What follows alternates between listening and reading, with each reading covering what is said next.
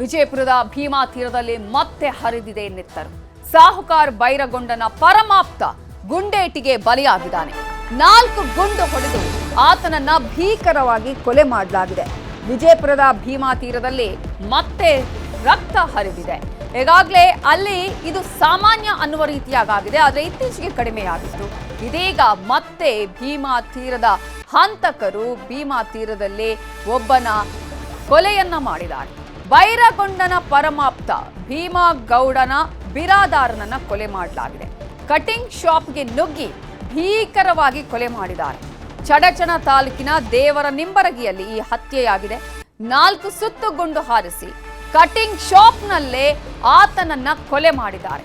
ಗ್ರಾಮ ಪಂಚಾಯತ್ ಕಚೇರಿಯ ಎದುರೇ ಹತ್ಯೆಯನ್ನ ಮಾಡಿದ್ದಾರೆ. ವಿಜಯಪುರ ಖಾಸಗಿ ಆಸ್ಪತ್ರೆಯಲ್ಲಿ ಮರಣೋತ್ತರ ಪರೀಕ್ಷೆಯನ್ನ ಈಗಾಗಲೇ ನಡೆಸಲಾಗಿದ್ದು, ಇದೀಗ ಮತ್ತೆ ಭೀಮಾ ತೀರದಲ್ಲಿ ನೆತ್ತರು ಹರಿದಿದೆ.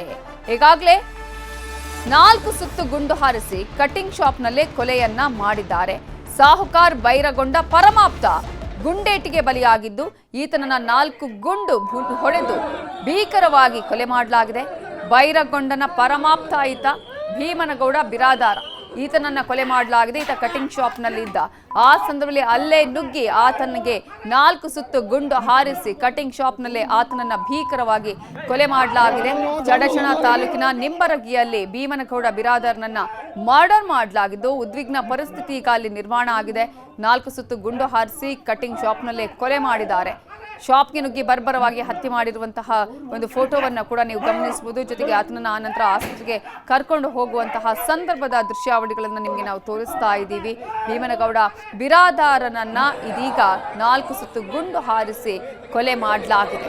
ಒಂದು ರೀತಿಯ ಆತಂಕದ ವಾತಾವರಣ ಮತ್ತೆ ಆ ಪ್ರದೇಶದಲ್ಲಿ ನಿರ್ಮಾಣ ಆಗಿದೆ. ಇದು ಈ ಒಂದು ದ್ವೇಷ, ಈ ರೀತಿಯಾದಂತಹ ಹತ್ಯೆ, ಸೇಡು ಯಾವಾಗ ಮುಗಿಯೋದು ಭೀಮಾ ತೀರದಲ್ಲಿ ಅನ್ನುವಂತಹ ಪ್ರಶ್ನೆ ಕೂಡ ಇದೆ.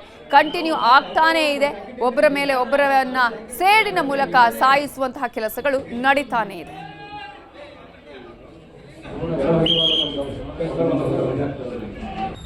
ಏನು ಕಟಿಂಗ್ ಮಾಡಕ್ಕೆ ಹೋಗಿದ್ರು, ಕೆಲವೊಂದಿಷ್ಟು ದುಷ್ಕರ್ಮಿಗಳು ಕೂಡಿಕೊಂಡು ಕಣ್ಣಲ್ಲಿ ಕಾರ ಹೋಗೋದು, ಅವ್ರ ಮೇಲೆ 3 ಸುತ್ತಿನ ಗುಂಡನ್ನು ಹಾರಿಸಿರ್ತಾರೆ. ರೀಸನ್ ಅಂದ್ರೆ ಏನ್ರಿ, ಅವ್ರದ್ದು ಅಲ್ಲೇ ಊರಾಗಿಂದ ಕೆಲವೊಂದಿಷ್ಟು ಯುವಕರ ಜೋಡಿ ಏನೋ ವೈಷಮ್ಯ ಇತ್ತಂತೇಳಿ ಕೇಳಿ ಬರತ್ತದ್ರಿ. ಹಂಗಾಗಿ ಅವರೇ ಅವ್ರ ಮ್ಯಾಗ ಅಟ್ಯಾಕ್ ಮಾಡ್ಯಾರ ಅಂತೇಳಿ ಕೇಳಿ ಬರತ್ತದ. ಗ್ರಾಮ ಪಂಚಾಯತಿ ಈಗ ಆಲ್ರೆಡಿ ಅವರು ಈ ಸದ್ದ ದೇವ್ರಿಂಬರಿಗೆ ಗ್ರಾಮ ಪಂಚಾಯತಿ ಅಧ್ಯಕ್ಷರಿದ್ರು.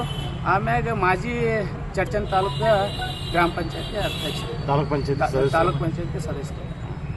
ಇನ್ನು ವೈಷಮ್ಯದಿಂದನೇ ಹಿಂಗಾಗ್ಯದ. ವೈಷಮ್ಯದಿಂದ ಅವ್ರ ಮ್ಯಾಗ ಅಟ್ಯಾಕ್ ಆಗಿದೆ. ಗ್ರಾಮ ಪಂಚಾಯತ್ ಅಧ್ಯಕ್ಷ ಸ್ಥಾನಕ್ಕಾಗಿ ಅದೇನು ಮೊದಲ ಇತ್ತು, ಆದರೆ ಅದರಿಂದೇ ಆಗಿತ್ತು. ಯಾರಿತ್ತು ಸರ್, ಅವು ಕಟಿಂಗ್ ಹೋಗ್ಯಾನ್ರಿ ಊರಾಗ. ಕಟಿಂಗ್ ಮಾಡ್ಕೊಂಡು ಕೂತಾನವ. ಒಂದು 5-6 ಮಂದಿ ಕೂಡಿ ಸುತ್ತಿದ್ದವ್ರಿಗೆ ಸುಮ್ಮನೆ ಕಾರ್ ಹೊಡೆದಾರಿ. ಕಣ್ಣಾಗ ಕಾರ್ ಹೊಡೆದು ಎಕ್ದಮ್ ಕುರ್ಚಿ ಮೇಲೆ ಕೂತಾರೆ ಫೈರಿಂಗ್ ಮಾಡ್ಯಾರ. ಕಟಿಂಗ್ ಮಾಡೋನಿ ಸುಮ್ಮನೆ ಕಾರ್ ಹೊಡೆದಾರಿ. ಕಟಿಂಗ್ ಬಂತಾನ್ರಿ ಜನ ಬರಂಗ ಇಟ್ಟಾಗ್ಯದ. ಈಗ ಬಿಡ್ಸಕ್ಕೆ ಬಂದವ್ರಿಗೆ ಹೆದರ್ಸಿದ್ರಂತ. ಹ್ಞೂ ರೀ, ಬಿಡ್ಸಿದ್ಕೆ ಯಾರೇ ಬಂದ್ರು ಖಲಾಸೆ ಮಾಡ್ತೇವೆ ನಾನು ಯಾರು ಹೋಗೇ ಇದ್ರಿ. ನಾಲ್ಕು ಬಂದು ಹಿಡ್ಕೊಂಡು ನಿಂತಾರೆ. ಏನು ಮಾಡ್ಯಾವು, ನಾವು ಊರು ಬಿಟ್ಟು 1 ಕಿಲೋಮೀಟರ್ ಮ್ಯಾಗ ನಮ್ಮದು ಅವನದು ನಂದು ಮನೆ ಅದ್ರಿ, ಮಗಂದು ನಮ್ದು. ಅನುಮಾನ ಯಾರ್ಯಾರ ಮೇಲೆ ಐತಿ ನಿಮಗೆ? ಯಾರ್ಯಾರ ಮ್ಯಾಗ ಹೆಂಗೆ ಅನ್ನೋದು ಸರ್, 20 ಮಂದಿ ಕೂಡ್ಯಾರತ್ರಿ. ನಾವಂತರೂ ಇಲ್ಲೇ ಇಲ್ಲ. ಈಗ ಎಲ್ಲೆಲ್ಲಿ ಗುಂಡು ಬಿಡ್ದವ್ರಿ? ತಲೆಗೆ ರೀ, ಕಿವಿಗೆ, ಎದಿಗೆ ನೀರು, ಎದಿಗೆ ಕಿವಿಗೆ, ಅದೇ. ಇದು ಅಧ್ಯಕ್ಷರಲ್ಲಿ ಗ್ರಾಮ ಪಂಚಾಯತ್? ಹ್ಞೂ ರೀ, ಗ್ರಾಮ ಪಂಚಾಯತಿ ತಾಲೂಕ್ ಪಂಚಾಯತಿ ಅಂತ ಮಾಡಿ ಐತ್ರಿ. ನಮ್ಗೆ ಕಳಸೆ ಹೋಯ್ತು.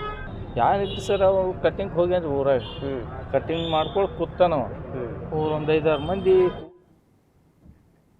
ಇದ್ರ ಬಗ್ಗೆ ಇನ್ನಷ್ಟು ಡೀಟೇಲ್ಸ್ ಕೊಡೋದಕ್ಕೆ ನಮ್ಮ ರಿಪೋರ್ಟರ್ ಗುರುರಾಜ್ ಈಗ ಫೋನ್ ಸಂಪರ್ಕದಲ್ಲಿ ಜಾಯ್ನ್ ಆಗಿದ್ದಾರೆ. ಗುರುರಾಜ್, ದ್ವೇಷಕ್ಕಾಗಿ ದ್ವೇಷ, ಸೇಡಿಗಾಗಿ ಸೇಡು, ನೆತ್ತರಿಗಾಗಿ ನೆತ್ತರು ಕಂಟಿನ್ಯೂ ಆಗ್ತಾನೇ ಇದೆ.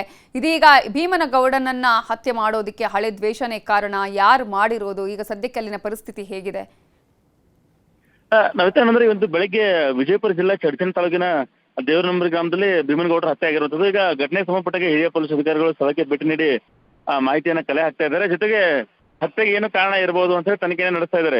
ಈಗ ಪ್ರಾಥಮಿಕವಾಗಿ ಮತ್ತೆ ಕುಟುಂಬಸ್ಥರ ಆರೋಪದ ಪ್ರಕಾರ ಹೇಳುವ ಪ್ರಕಾರ ಅಂತಂದ್ರೆ ರಾಜಕೀಯ ವಿಷಯಕ್ಕೆ ಸಂಬಂಧಪಟ್ಟಂಗೆ ಗ್ರಾಮ ಪಂಚಾಯತ್ ಚುನಾವಣೆ ಮತ್ತು ಹಣಕಾಸಿನ ವ್ಯವಹಾರಕ್ಕೆ ಸಂಬಂಧಪಟ್ಟಂಗೆ ಹತ್ಯೆ ಆಗಿರಬಹುದು ಅಂತ ಹೇಳಿ ಒಂದು ಪ್ರಾಥಮಿಕ ಮಾಹಿತಿ ಲಭ್ಯವಾಗ್ತಿರುತ್ತದೆ. ಅದರ ಆಧಾರದ ಮೇಲೆ ತನಿಖೆ ನಡೆಸ್ತಾ ಇದ್ದಾರೆ. ಜೊತೆಗೆ ಭೀಮನಗೌಡರ ಜೊತೆ ಈ ಹಿಂದೆ ಬೇರೆ ಬೇರೆ ಪ್ರಕರಣದಲ್ಲಿ ಇರೋದ್ರಿಂದ ಆ ಪ್ರಕರಣದ ಬಗ್ಗೆ ಸಹಿತ ವಿಚಾರಣೆ ನಡೆಸ್ತಾ ಇದ್ದಾರೆ. ಜೊತೆಗೆ ಇತ್ತೀಚೆಗೆ ರಾಜಕೀಯವಾಗಿ ರಾಜೀನಾಮೆ ನೀಡುವ ಪ್ರಕರಣ ಸೇರಿದಂತೆ ಬೇರೆ ಬೇರೆ ವಿಚಾರಗಳು ಅವ್ರ ವಿರುದ್ಧ ಕೇಳಿ ಬಂದಿದ್ದ ಕಾರಣದಿಂದಾಗಿ ರಾಜಕೀಯ ಆಯಾಮ ಇರ್ಬೋದಾ ಅಥವಾ ಹಣಕಾಸಿನ ವ್ಯವಹಾರ ಇರ್ಬೋದಾ ಅಂತ ಹೇಳಿ ತನಿಖೆಯನ್ನು ನಡೆಸ್ತಾ ಇದ್ದಾರೆ. ಜೊತೆಗೆ ಇನ್ನೊಂದು ಮಹತ್ವದಾಗಿ ಭೀಮನಗೌಡರು ಮಹದೇವ್ ಸಾಗರ್ಗೆ ಬಹಳಷ್ಟು ಆಪ್ತರಾಗಿದ್ದ ಕಾರಣದಿಂದಾಗಿ ಆ ಮಹದೇವ್ ಸಾಗರ್ ವಿರೋಧಿ ಗ್ಯಾಂಗ್ ಏನಾದ್ರೂ ಇದರಲ್ಲಿ ಇನ್ವಾಲ್ವ್ ಆಗಿರ್ಬೋದಾ ಅಥವಾ ಈ ರೀತಿ ಎಲ್ಲ ಆಯಾಮಗಳು ಸಹಿತ ತನಿಖೆಯನ್ನು ನಡೆಸ್ತಾ ಇದ್ದಾರೆ. ಈಗ ವಿಜಯಪುರದ BLD ಆಸ್ಪತ್ರೆಯಲ್ಲಿ ಆ ಮರಣೋತ್ತರ ಪರೀಕ್ಷೆ ನಡೀತಾ ಇರುವಂತದ್ದು. ಅಧಿಕಾರಿಗಳು ಸ್ಥಳಕ್ಕೆ ಭೇಟಿ ನೀಡಿ ಮರಣೋತ್ತರ ಪರೀಕ್ಷೆಯ ಪ್ರೊಸೀಜರ್ ಅನ್ನು ಮುಗಿಸ್ತಾ ಇದ್ದಾರೆ. ಅದಾದ ಬಳಿಕ ಕುಟುಂಬಸ್ಥರಿಗೆ ಸಂಜೆ ಮೃತದೇಹವನ್ನು ಹಸ್ತಾಂತರ ಮಾಡಿರುವಂತದ್ದು. ಬೆಳಿಗ್ಗೆ ಅಂತ್ಯಕ್ರಿಯೆ ವ್ಯವಸ್ಥೆ ಮಾಡಲಾಗ್ತಿರುವಂತದ್ದು.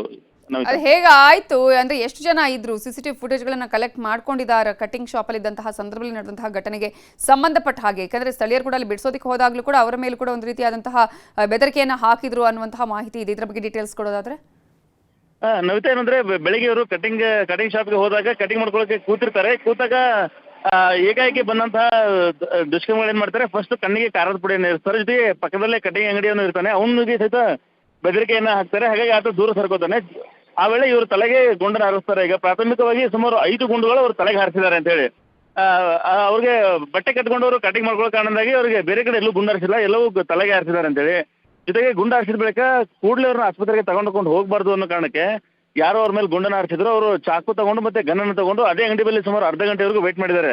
ಅಂದ್ರೆ ಸುತ್ತಮುತ್ತ ಯಾರಾದ್ರೂ ಬಂದ್ರು ಇವ್ರನ್ನ ರಕ್ಷಣೆ ಮಾಡಬಹುದು, ಬೇಗ ಆಸ್ಪತ್ರೆಗೆ ದಾಖಲು ಮಾಡಬಾರ್ದು ಅನ್ನೋ ಕಾರಣಕ್ಕೆ ಅಲ್ಲೇ ವೇಟ್ ಮಾಡಿದ್ರಿಂದ ಸುತ್ತಮುತ್ತ ಇರೋ ಜನ ಸಹಿತ ಇವ್ರನ್ನ ತಗೊಂಡು ಹೋಗಕ್ಕೆ ಆಗಿಲ್ಲ. ಸುಮಾರು 1 ಗಂಟೆ ಬಳಿಕ ಅವ್ರನ್ನ ಸ್ಥಳೀಯ ಚಡಚಣ ಆಸ್ಪತ್ರೆಗೆ ದಾಖಲು ಮಾಡಿ ಹೆಚ್ಚಿನ ಚಿಕಿತ್ಸೆಗೆ ವಿಜಯಪುರ ಆಸ್ಪತ್ರೆಗೆ ಕರ್ಕೊಂಡು ಬಂದಿದ್ರು. ಹಾಗಾಗಿ ಶ್ರುತಿ ಅವರು ಮೃತಪಟ್ಟಿರುವಂತದ್ದು. ನವಿತಾ, ಓಕೆ, ಈಗ ಅದರ ಹಳೆ ಪ್ರಕರಣಗಳು ಯಾವ್ಯಾವ್ದಿತ್ತು ಜಾಸ್ತಿಯಾಗಿ ಈ ಒಂದು ಪ್ರಕರಣದಲ್ಲಿ ಈತನಿಗೆ ಹಿಂಗಾಗಿರಬಹುದು ಅನ್ನುವಂತಹ ಪ್ರಕರಣಗಳನ್ನ ಯಾವುದನ್ನ ಈಗ ಜನ ಅಲ್ಲಿನ ಸ್ಥಳೀಯರು ಅಥವಾ ಅವರ ಕುಟುಂಬಸ್ಥರು ಹೇಳ್ತಾ ಇದ್ದಾರೆ?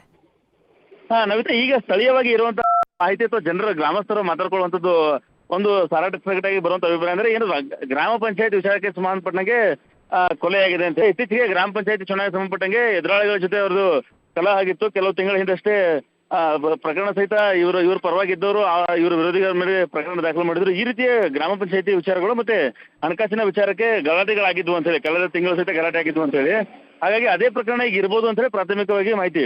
ಇವರು ಮಹದೇವ್ ಸಾಗರ್ ಜೊತೆ ಆಪ್ತರಾಗಿದ್ರು ಸಹಿತ ಈ ಕ್ರಿಮಿನಲ್ ಬ್ಯಾಕ್ಗ್ರೌಂಡ್ ಅಲ್ಲಿ ಅಷ್ಟಾಗಿ ಇರಲಿಲ್ಲ. ಹಾಗಾಗಿ ಆ ವಿಚಾರದಲ್ಲಿ ಬಹಳಷ್ಟು ಇವ್ರ ಹೆಸರು ಕೇಳಿ ಬರ್ತಾ ಇಲ್ಲ. ಜೊತೆಗೆ ಧರ್ಮರಾಜ್ ಚಡಚಣ ಹತ್ಯೆ ಪ್ರಕರಣದಲ್ಲಿ ಇವ್ರ ಹೆಸರು ಕೇಳಿ ಬಂದಿತ್ತು. 8ನೇ ಆರೋಪಿಯಾಗಿದ್ರು. ಆದ್ರೆ ಆ ಪ್ರಕರಣದ ಬಳಿಕ ಬಹಳಷ್ಟು ಇದರಿಂದ ದೂರ ಉಳ್ಕೊಂಡ್ಬಿಟ್ಟಿದ್ರು. ಹಾಗಾಗಿ ಬಹುತೇಕ ಹಳೆಯ ಪ್ರಕರಣಗಳಿಗಿಂತಲೂ ಈ ಹಣಕಾಸಿನ ವ್ಯವಹಾರ ಮತ್ತೆ ಗ್ರಾಮ ಪಂಚಾಯತಿ ವಿಚಾರಣೆ ಕೊಲೆಗೆ ಪ್ರಮುಖ ಕಾರಣ ಅಂತೇಳಿ ಮೇಲ್ನೋಟಕ್ಕೆ ಅನಿಸ್ತಾ ಇರುತ್ತದೆ. ಕೆಲವೇ ಕ್ಷಣಗಳಲ್ಲಿ ಜಿಲ್ಲಾ ಪೊಲೀಸ್ ವರಿಷ್ಠಾಧಿಕಾರಿ ಸಹಿತ ಅದರ ಬಗ್ಗೆ ಸ್ಪಷ್ಟನೆಯನ್ನು ನೀಡಿರುವಂಥದ್ದು. ನವಿತಾ, ಈಗ ಹೇಗಿದೆ ಅಲ್ಲಿ? ಯಾವ ರೀತಿಯಾಗಿ ಪೊಲೀಸರು ಭದ್ರತೆಯನ್ನ ಕೈಗೊಂಡಿದ್ದಾರೆ? ಯಾವ ರೀತಿಯ ಪರಿಸ್ಥಿತಿ ಇದೆ?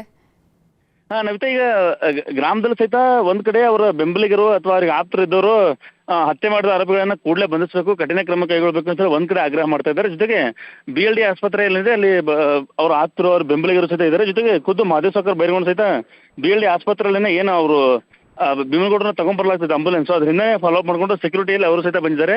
ಅವರು ಸಹಿತ ಖುದ್ದು BLD ಆಸ್ಪತ್ರೆಯಲ್ಲೇ ಇದ್ದಾರೆ. ಜೊತೆಗೆ ಸಂಜೆ 5 ಗಂಟೆವರೆಗೂ ಬಹುತೇಕ ಮರಣೋತ್ತರ ಪರೀಕ್ಷೆ ಮುಗಿದ ಬಳಿಕ ಮೃತದೇಹವನ್ನು ಹಸ್ತಾಂತರ ಮಾಡ್ತಾರೆ. ಅಲ್ಲಿವರು ಸಹಿತ ಮಹದೇವ್ ಸಾಗರ್ ಅಲ್ಲೇ ಇರ್ತಾರೆ.